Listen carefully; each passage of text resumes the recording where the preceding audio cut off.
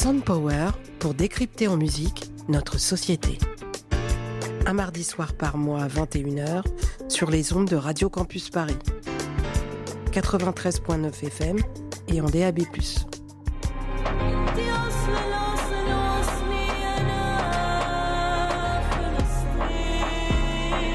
Connais-tu France Fanon, Aimé Césaire, Eugène Monat et Émile? Sais-tu que mes cousins se foutent des bains de mer et que les cocotiers ne cachent rien de la misère?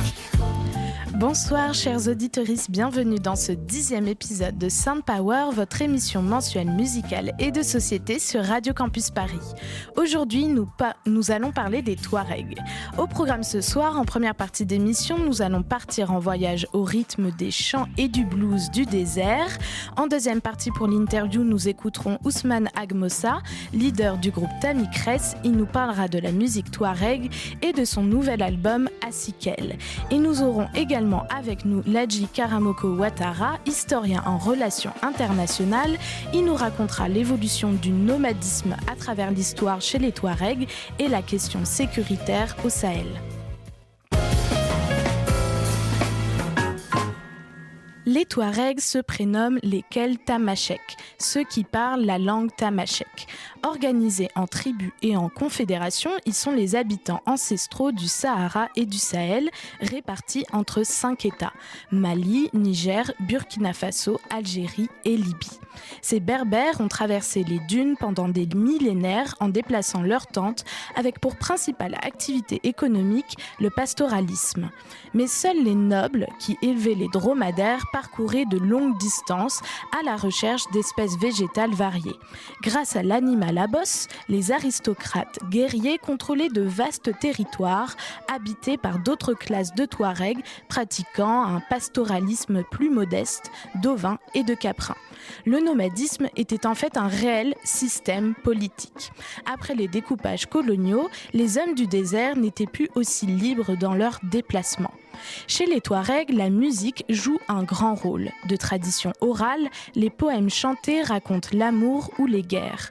Ils sont accompagnés du tambour appelé tendé ou de l'imzad, instrument à archer et une corde. On écoute tout de suite un enregistrement ethnographique d'une fête dans les montagnes de l'Aïr, au Niger, dans la tribu d'Agadez. Et puis on enchaînera par le morceau Idi Yanidouna de Badilaya, chanteuse algérienne, diva des Touaregs. On écoute La fête dans les montagnes de l'Aïr, enregistrée par Guy Royer et Jacques Biljan.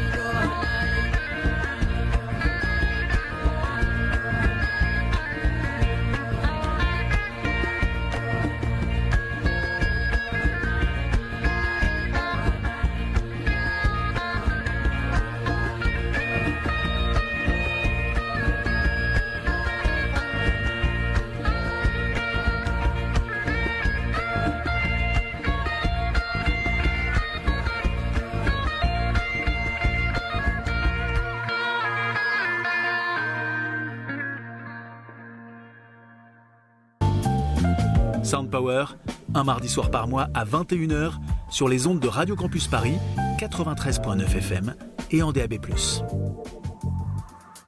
Après la décolonisation, les nouvelles frontières découpèrent les territoires des Touaregs. Une série de révoltes de 1990 à 2012 éclata contre les nouveaux États indépendants.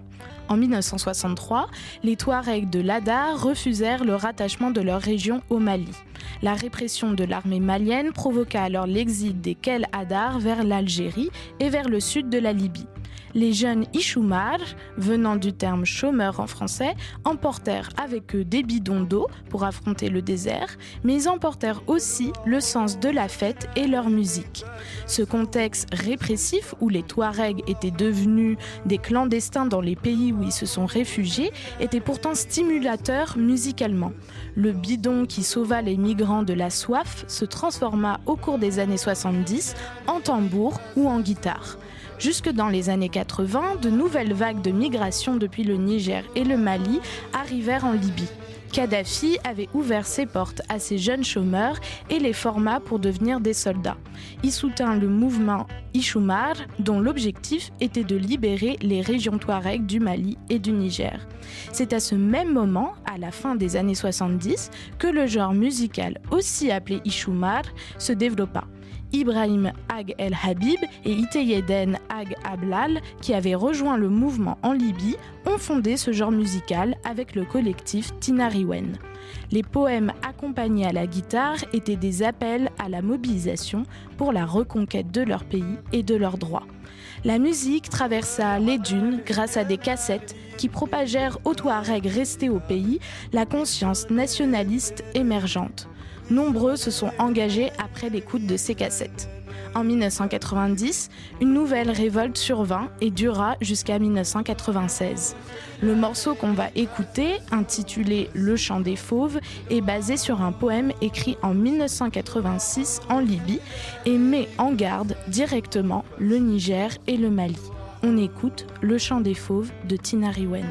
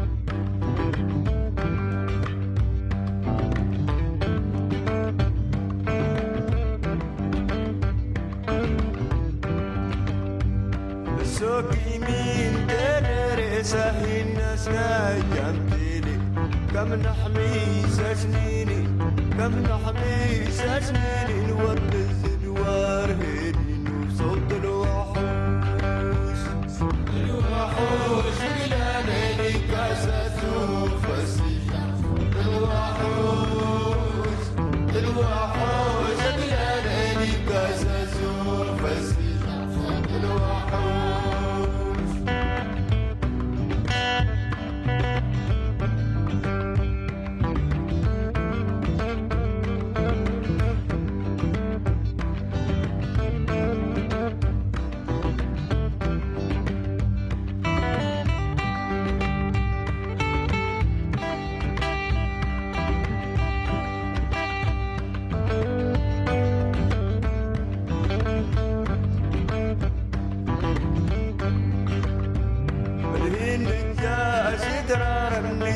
الحاق تنضل ظلمت يولغن ظلمت يولغن كنت نموت الدرم صوت الوحوش الوحوش ليالي كسسوا فسجح الوحوش الوحوش ليالي كسسوا فسجح صوت الوحوش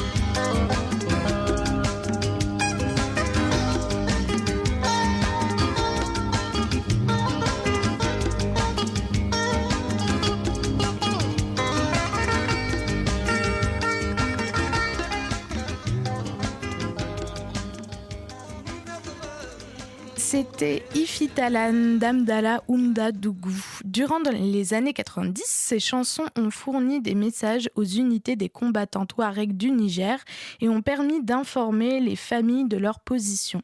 Un accord de paix fut signé en 1995 avec le gouvernement du Niger et Abdallah Oubadougou déposa les armes. Il se consacra à sa communauté en créant 2 écoles de musique à Arlit et Agadez. Il chanta l'unité des Touaregs, la paix et la préservation du désert face à son exploitation et face aux sécheresses. Sound Power, un mardi soir par mois à 21h sur les ondes de Radio Campus Paris, 93.9 FM et en DAB+.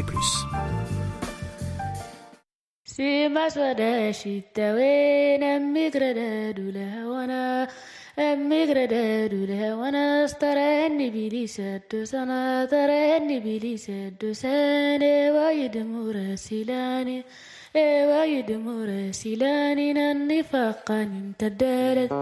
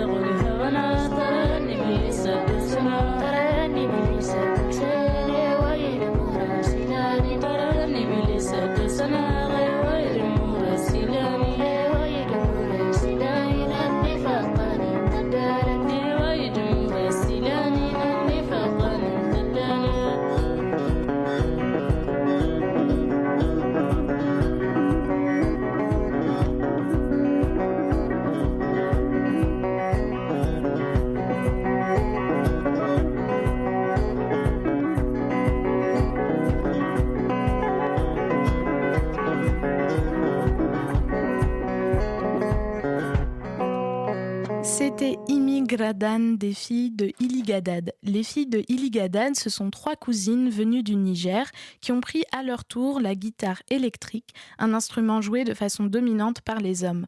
On clôture cette première partie par Kelassouf avec un morceau au son plus brut, marqué par le rock, Amgar de Kelassouf.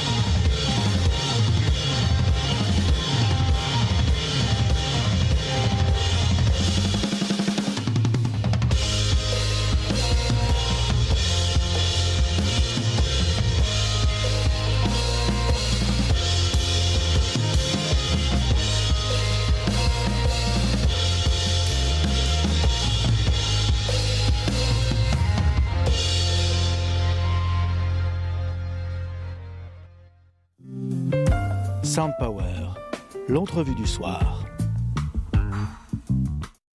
Pour notre interview, j'accueille Ladji Karamoko Ouattara. Bonsoir. Bonsoir. Merci d'être présent ce soir. Vous êtes historien en relations internationales, enseignant dans plusieurs universités européennes et africaines. Vous êtes aussi directeur et fondateur de Corius Institute et directeur de l'Observatoire du Sahel, Fiking Africa. Alors pour commencer notre interview, j'aimerais que l'on parle ensemble du nomadisme qui caractérise à l'origine les peuples touaregs. Touaregs, mais au fur et à mesure du temps, les Touaregs se sont sédentarisés, notamment avec la colonisation, et puis plus récemment avec le réchauffement climatique. Est-ce que vous pouvez nous dire comment, à travers l'histoire, les mobilités des Touaregs ont été affectées ? Alors, les Touaregs occupent un espace de transition par essence. Quand on parle du Sahara, on parle du Sahel. C'est des espaces de mobilité dans un environnement extrêmement aride où il est extrêmement difficile d'adopter un mode de vie sédentaire. Et donc, le nomadisme, la circulation, le mouvement sont des éléments qui ont justement permis à ces communautés d'avoir la capacité de dompter cet espace. Et donc, c'est une mobilité, un nomadisme qui est extrêmement organisé, qui est totalement connecté aux enjeux locaux.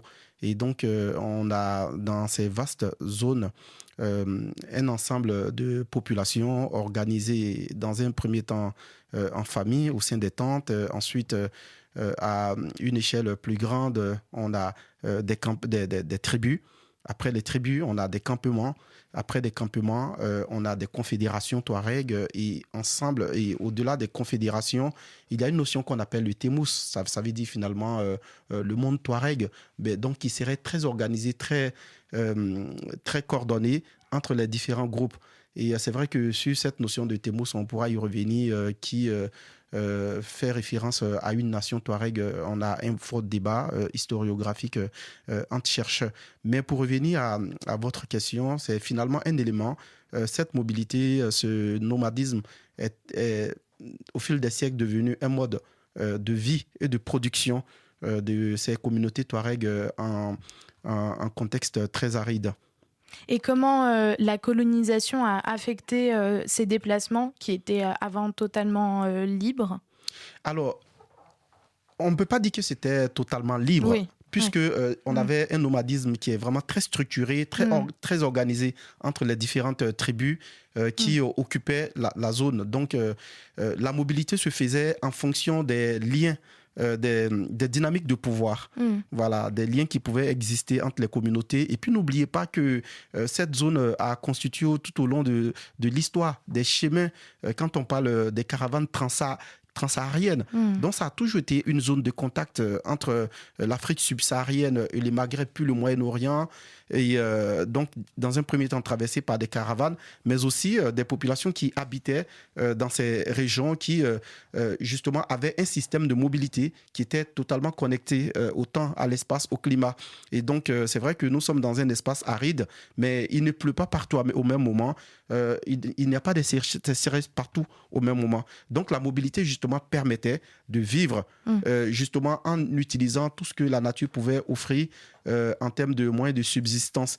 Et donc, la colonisation, justement, intervient en implantant, en projetant dans cet espace une vision politique qui est née depuis le traité de Westphalie en Europe, où finalement on a appris à tracer des frontières, à systématiser, à cartographier les populations. Donc, dans la logique de colonisation, il fallait impérativement mettre fin à ce mouvement de personnes pour que finalement ces mouvements puissent répondre à d'autres logiques qui finalement étaient compatibles avec la logique d'État, de nation, de colonie. Et donc, à partir du moment où on trace les frontières, ces mobilités coordonnées au niveau interne ne pouvaient plus fonctionner. Donc, il y a un système de production, un système connecté aux enjeux de pouvoir, aux enjeux écologiques qui prenaient fin. Et finalement, les Touaregs, ces communautés, allaient répondre à une autre logique dictée depuis la métropole. Alors, avant de reprendre la suite de notre discussion, on va écouter Ousmane Agmossa, qui est leader de Talmi Crest, que j'ai interviewé il y a 2 semaines lorsque le groupe était de passage à Paris pendant leur tournée. Bonjour Ousmane Agmossa. Bonjour. Merci beaucoup pour votre présence, pour cette interview. Alors, vous faites partie du groupe Tamikres, formé en 2006, qui veut dire coalition et avenir en langue tamashek, et qui réunit les membres originaires du Mali, du Niger, de l'Algérie et de la France. Alors, on commence un peu par vos débuts. Est-ce que vous pouvez nous raconter vos premiers souvenirs musicaux ? Oui, en fait, c'est vrai que j'ai commencé à jouer de la guitare à peine avant la création du groupe en 2006. Je pense 3 ans avant. J'étais toujours inspiré par la musique. Au début, c'était vraiment pour me faire plaisir parce que j'aime beaucoup passer du temps avec la guitare, ça me fait du plaisir. En ce moment-là, j'ai pas une ambition en fait d'aller au-delà en fait pour devenir musicien de scène en fait. Non, c'est plutôt pour moi. Mais en 2006, je crois on a changé d'avis, on a formé ce groupe. Et vous faites partie du courant Ishuma, fondé par le groupe Tinariwen. Quelle est l'importance et l'influence qu'a eu Tinariwen sur votre musique ? Comme Tinariwen, en fait, ils ont créé ce groupe avant même ma naissance, en fait, dans les années 80. J'avais l'âge de 7 ans, j'ai déjà commencé à écouter leur musique sur des cassettes, en fait. Et ça m'a complètement influencé. Et surtout les textes qui me touchent énormément aussi. Les jeux de guitare, surtout d'Ibrahim et de Tinariwen. On va parler un peu de votre dernier album qui vient de sortir, qui s'appelle Asikel, qui veut dire voyage ou périple. On retrouve votre son ancré dans le rock et le psychédélisme. Mais aussi pour cet album qui a un teinté un peu de nostalgie. Est-ce que vous pouvez nous dire ce que raconte votre dernier album ? On a cette notion de voyage en fait. Depuis 2023, en fait, on était en voyage aux États-Unis. Je pense que les concerts, c'était à Portland. Donc, à un moment donné, on a joué un concert comme ça, avec beaucoup d'improvisation, sans penser à aucun arrangement. Et ça nous a plu l'idée, en fait. Et donc, on a décidé, pourquoi pas, de faire un album juste qui est complètement basé sur nos expériences de voyage, tout ce qu'on a entendu, tout ce qui nous a influencé à travers nos voyages musicaux, parce qu'on a pas mal tourné, en fait. On a pas mal vu de différentes musiques et différentes cultures dans les 4 coins du monde. Et donc, avec aussi la nostalgie de faire quelque chose complètement naturel, en fait, qui n'est pas, je peux pas dire artificiel, parce que quand on parle des logiciels, des studios hyper modernes, c'est un peu autre chose. Donc, on a voulu retourner à la source, qui est les enregistrements cassettes, en fait. Donc, c'est pour cela qu'on a décidé d'enregistrer sur bande analogique des années 60. Et de jouer tous en même temps dans une salle comme ça. En live, en direct. Exactement, comme ça, on trouve quelque chose d'hyper naturel, en fait. Même si on peut sentir certains défauts, c'est humain, en fait. Et c'est ça qu'on cherche. Et les grains, en fait, aussi des sons de bandes analogiques qui nous fait retourner dans les années 60 et les années 70. Et même pour nous, les années même 90, on écoutait déjà la musique sur les cassettes radio. Donc voilà, on est retourné dans ces salles, les voyages, en fait. Je crois aussi que la nostalgie, elle se ressent dans vos textes aussi, sur ce que vous racontez. Est-ce que vous pouvez un peu nous dire plus ce que vos textes racontent dans ce dernier album ? On parle beaucoup, en fait, de la situation, en fait, de chez nous dans le désert. Pour ceux qui ne connaissent pas, les Touaregs au Kaltamachek, qui avant, il y a juste 70 ans, avant le découpage territorial ou la colonisation, ils étaient les habitants du désert, ils étaient hyper libres de pratiquer leur mode de vie, de garder leur culture, en fait, leur même écriture, et surtout cette liberté d'aller où ils veulent, en fait, dans le désert, et exercer leur mode de vie exactement comme ils veulent. Mais ce qui a complètement changé au fil du temps, en fait, depuis le découpage territorial jusqu'à aujourd'hui. Aujourd'hui, je pense qu'on jette juste un petit coup d'œil à ce qui se passe dans les Sahel et les déserts. C'est catastrophique. Donc, les textes parlent de cette nostalgie que nous avons, en fait, auparavant, qu'on a complètement perdu. Et puis dans cet album, il y a aussi Ibrahim, justement, qui participe de Tinariwen. Qu'est-ce que ça vous a fait de collaborer ensemble pour la première fois ?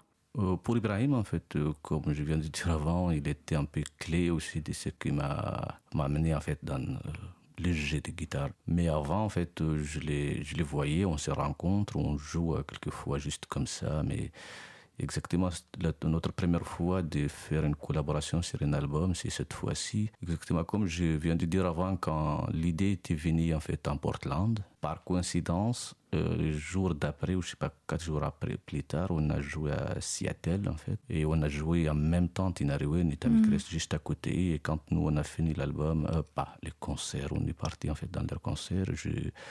J'ai trouvé Ibrahim, on a parlé, après je lui ai évoqué l'idée de faire une chanson plus tard dans un album, ce qu'il a directement accepté, il trouvait que c'est intéressant. Quand on a enregistré l'album en Hollande, en fait, la fin de 2025, j'ai pris tous les pistes, je suis allé dans le désert, là où il se trouvait dans son endroit calme, hyper naturel, avec les petits moyens de bord en fait pour enregistrer en fait son jeu de guitare sur une chanson et sa voix. Donc c'est comme ça qu'on a enregistré et que ce que j'ai renvoyé plus tard au producteur, voilà, pour les filtrer.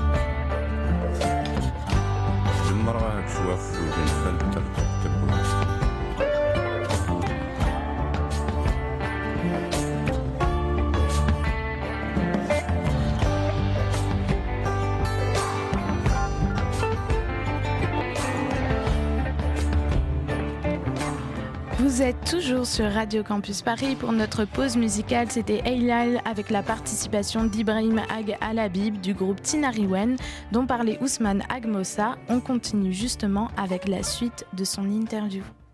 J'aimerais qu'on parle ensemble de la place des femmes dans la musique du peuple touareg.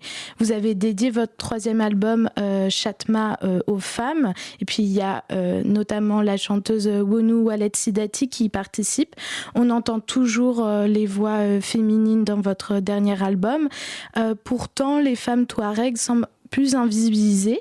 Et est-ce que vous pouvez nous raconter l'importance des femmes dans la musique touareg et pourquoi, paradoxalement, elles sont moins présentes sur la scène internationale musicale ? C'est une question intéressante. Si on revient vraiment dans les sources de la musique touareg, en fait, où la base même, je crois, c'est les femmes qui les jouaient, pas les hommes. En fait, les hommes, ils ont une partie très pas minuscule, mais quand même moins important. Parce que souvent, dans les fêtes, en fait, c'est les femmes qui jouaient à une certaine tambour qu'on appelle tendé en fait et chanter sur ce rythme-là. Et c'est le même rythme que vous trouvez aussi si qu'on essaie d'utiliser même en composant sur des guitares électriques. On reste sur ces mêmes rythmes que les femmes ont inventés il y a des siècles. Et aussi la nuit, souvent, ils jouaient en fait l'imza d'un certain violon en fait, sur lesquels aussi ils chantaient des poésies très poétiques. C'est les femmes aussi qui les font. Donc les hommes, je pense, auparavant, tout ce qu'ils ont comme un rôle à jouer dans la musique, c'était juste, vous connaissez en fait les bergers qui sont surtout les bergers des chameaux. Si on parle des chameaux, on parle des animaux qui peuvent rester d'1 mois jusqu'à plus dans les déserts sans boire. Il suffit juste de chercher là où il y a les pâturages. Donc, quelquefois, les bergers, ils peuvent rester jusqu'à 5 mois, 4 dans une zone complètement désertée des gens. En fait, ils se sentent tout seuls. Donc, ils peuvent avoir une flûte, en fait, sur laquelle ils jouaient les flûtes et ils chantaient là-dessus. C'est beaucoup nostalgique. Et voilà. Donc, si on revient à la question, je crois que 80% de la musique, c'est les femmes qui les jouaient avant dans la communauté touareg. Et alors, comment vous expliquez que les femmes soient moins visibles sur la scène internationale ? Il y a par exemple, un exemple, il y a les filles d'Ili Gadad qui sont assez connues, mais il y a d'autres exemples bien sûr, mais on remarque quand même que les hommes sont plus présents. Comment vous expliquez ça ? Je pense qu'il y a une bonne raison, en fait, si je comprends bien notre mode de vie là-bas et comment on fonctionne, en fait, et les décalages, en fait, des systèmes, en fait, soit de faire la route mondialement, internationalement, et de ce qu'on fait chez soi dans son environnement, et c'est toute cette liberté qu'on a et moins de stress qu'il y a. Donc, je pense qu'il n'y a pas beaucoup de femmes qui ont la volonté vraiment c'est-à-dire de faire toutes ces routes et de se présenter devant être sous les projecteurs en fait de scènes. Vous êtes originaire de la région de Kidal au Mali, mais vous viviez désormais en Algérie. Est-ce que vous pouvez nous dire comment est la vie pour la diaspora touareg en Algérie, loin de votre pays ? Non, il n'y a pas une diaspora touareg en Algérie, non, pas du tout. Parce qu'il y a beaucoup déjà de Touaregs qui vivent là-bas en tant qu'Algériens, en fait. Mais ces derniers temps, juste que je peux parler des 4 dernières années, c'était hyper difficile et hyper atroce, en fait, ce qui se passe dans les Sahel. Avant, il y avait, vous savez, des problèmes entre les Touaregs et les Sidi Mali, en fait, le gouvernement. Mais en 2015, en fait, il y avait un accord qui a été signé pour avoir une stabilité dans cette zone et avoir une concession en fait de vivre ensemble ou voilà, de trouver une certaine possibilité de vivre dans la sécurité. Et malgré en 2022, il y avait un coup d'État qui s'est passé à Bamako et le monsieur qui a fait le coup d'État, juste la seule chose qu'il a évoqué, c'est de faire l'appel au Wagner. En fait, c'est un groupe paramilitaire qui n'a aucune connaissance du désert. C'est-à-dire, ils ne connaissent pas comment la population vit, ils n'ont aucune histoire commune en fait avec ces peuples-là. Donc, et l'accord qui a été signé en 2015, il a été aussi déchiré par le même gente qui a pris le pouvoir. Et après, il y a plus de votes, il y a plus de démocratie, il y a plus de partis d'opposition. Et dans les déserts, c'est complètement autre chose. En fait, on a utilisé des drones en fait, dans les ciels qui visent, soi-disant, faire une guerre contre les terroristes, mais ils ne font pas la différence entre personne et personne. Donc, c'est comme si tout le monde est terroriste. Donc, ce qui a provoqué beaucoup de déplacements, en fait, des gens qui sont allés, des milliers de personnes qui sont allées à la Mauritanie, en fait, dans les camps de réfugiés, et d'autres qui sont allés dans l'Algérie.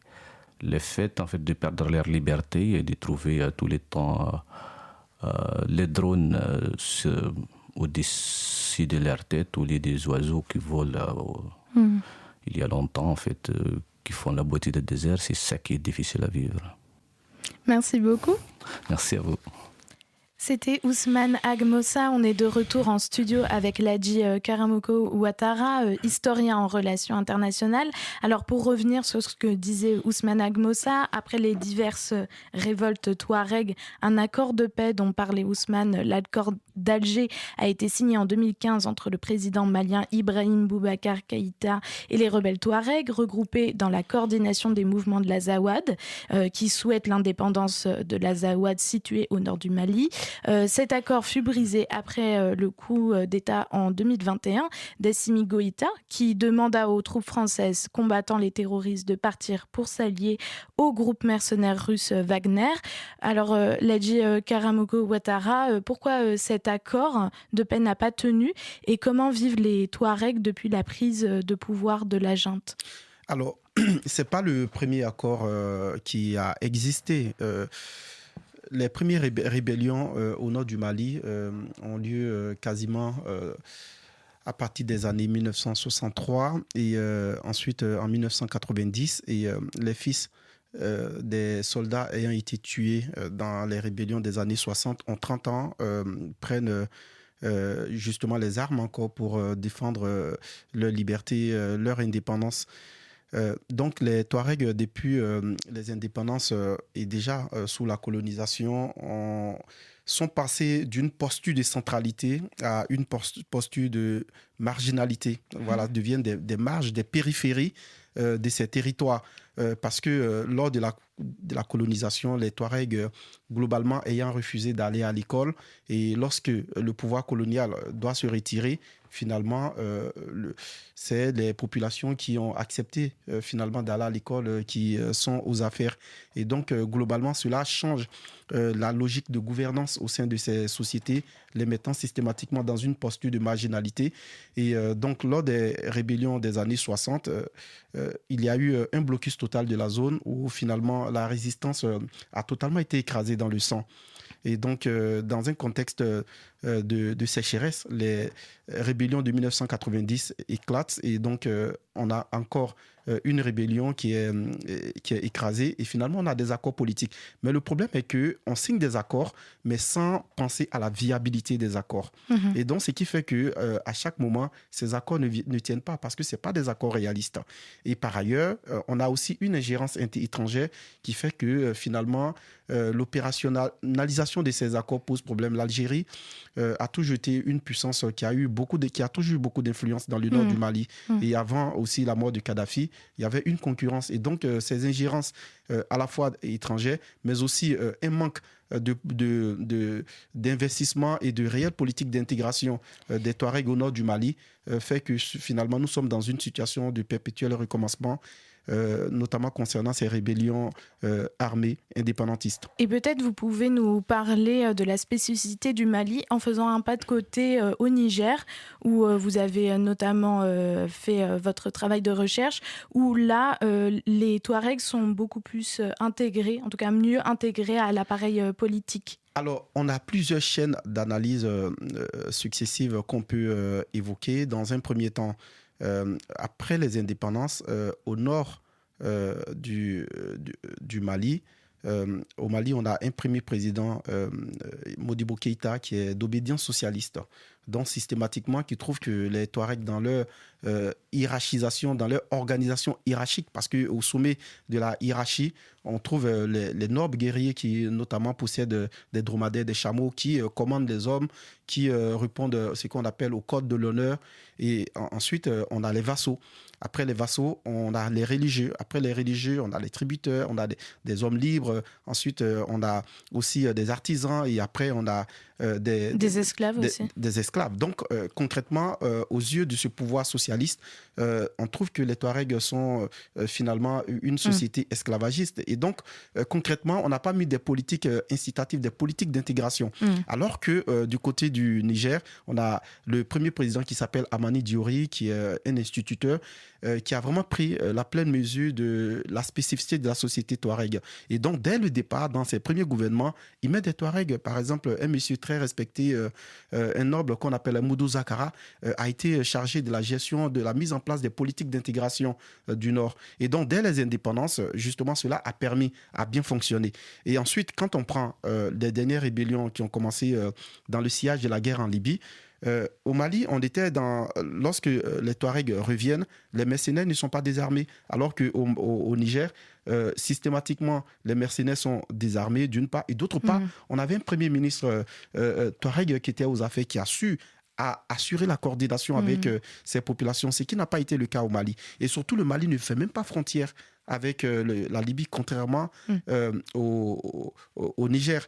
Et donc, dans la gestion, et aussi même quand on remonte dans les années 70, lorsqu'on a eu des années de sécheresse, on a mis en place des politiques pour pouvoir justement intégrer ou créer des couloirs de transhumance vers le sud pour que ces Touaregs puissent justement avoir un repli. Et donc, les systèmes d'intégration au Mali et au Niger ont été totalement divergents. On a eu une diversité d'approches. Et ce qui fait qu'au Mali, malheureusement, la question se pose encore avec beaucoup plus d'acuité. Alors, j'aimerais un peu votre éclairage sur l'actualité. Au Mali, pour assurer la sécurité du pays, Assimi Goïta, chef de la junte, continue son partenariat avec la Russie, mais avec un groupe, le nom change, Africa Corp. Ce partenariat est insuffisant car le 25 avril, le groupe djihadiste, le JNIM, affilié aux indépendantistes Touareg et le FLA, le Front de Libération de l'Azawad, ont mené des attaques coordonnées dans les villes du Mali. Plusieurs analystes parlent que l'accord entre le JNIM et le FLA est un accord de circonstance, car leurs objectifs sont différents. Est-ce que vous êtes d'accord avec ça ? Écoutez, on n'a qu'à simplement écouter la Ousmane Agmossa pour comprendre que finalement, il n'y a pas de compatibilité. Quand il parle des femmes, en société touareg, les femmes ont toujours été libres, indépendantes. Contrairement aux hommes qui se voilent, la femme n'est pas voilée. La femme a toujours été dans les métiers de l'art, de la poésie. La femme a toujours eu un rôle extrêmement central au sein de la famille, ce qui n'est pas du tout compatible avec la vision de l'islam rigoriste prôné justement par les mouvements terroristes. Et donc concrètement, d'un point de vue idéologique, d'ailleurs les Touaregs s'appellent les hommes libres. Voilà, donc concrètement, en termes de rapport à la liberté, de rapport à la religion, on n'a pas du tout de compatibilité. Pourtant, si je peux faire un contrepoint, la frontière a été longtemps poreuse entre les Touaregs et les terroristes, les djihadistes. On peut prendre l'exemple d'une figure, Iyad Ag Ghali. Est-ce que vous pouvez un peu nous parler ? Alors, là, ce que je souhaite relever, quand on a des groupes indépendantistes, mais cela ne renvoie pas à l'ensemble de la communauté Touareg. Et donc, voilà, il faut quand même faire le distinguo. Et que, notamment, tous les Touaregs ne veulent pas l'indépendance de l'Azawad. Et que tous les Touaregs ne sont pas des alliés des groupes terroristes. Iyad Ag Ghali, qui est-il ? Son père a été tué lors des premières rébellions dans les années 60. Et donc, après les accords de paix, il a été aussi un leader des groupes Ouchoumar dont vous parlez. Parce que les Ouchoumar, c'est finalement des jeunes déscolarisés, désocialisés, qui vont justement dans les caravanes. Donc, il a été dans les légions islamiques et il a combattu au Liban sur plusieurs champs de bataille de Kadhafi. Mais concrètement, après les accords de paix des années 90, il a été intégré au sein du gouvernement. Il a même été le conseiller spécial du président. Ensuite, il a été consul à Djeddah où il s'est radicalisé. Mais si vous le voyez, en fait, c'est l'histoire qui recommence parce que dans le sillage des premières rébellions Touareg qui ont conduit à une collaboration avec les groupes terroristes en 2012, ça n'a pas fonctionné parce qu'il y avait une vision totalement opposée. Alors que les Touaregs étaient dans une logique d'indépendantisme, finalement, les groupes extrémistes terroristes étaient dans une logique d'imposer la charia, un islam rigoriste. Et donc, finalement, c'est vrai que Iyad Ag Ghali gère ces groupes terroristes, mais cela ne veut pas dire que, finalement, tous les Touaregs se reconnaissent en lui, épousent les thèses ou les idéologies, la vision des groupes terroristes au Sahel. On va se quitter sur ça parce que l'émission touche à sa fin. Merci beaucoup, Ladji Karamoko Ouattara pour votre présence. Je remercie également Ousmane Agmossa pour sa participation. Les actualités de nos invités, vous pouvez retrouver Tammy Kress en concert en France et en Europe jusqu'à cet été. Ladji Karamoko Ouattara, on peut vous lire avec le livre que vous avez dirigé, Le Sahel, enjeux géopolitiques et stratégiques au XXIe siècle, aux éditions Kartala. Merci à la réalisatrice de l'émission, Suzanne. C'était la dernière émission pour cette saison, mais on se retrouve à la rentrée. En attendant, vous pouvez écouter ou réécouter pendant votre été les 10 épisodes disponibles sur le site de Radio Campus Paris, sur vos plateformes de podcast. Je serai également active sur Instagram pour vous recommander les dernières pépites musicales estivales. On se quitte sur le morceau Imanine de Tammy Kress. C'était Sound Power. Très belle soirée sur Radio Campus Paris.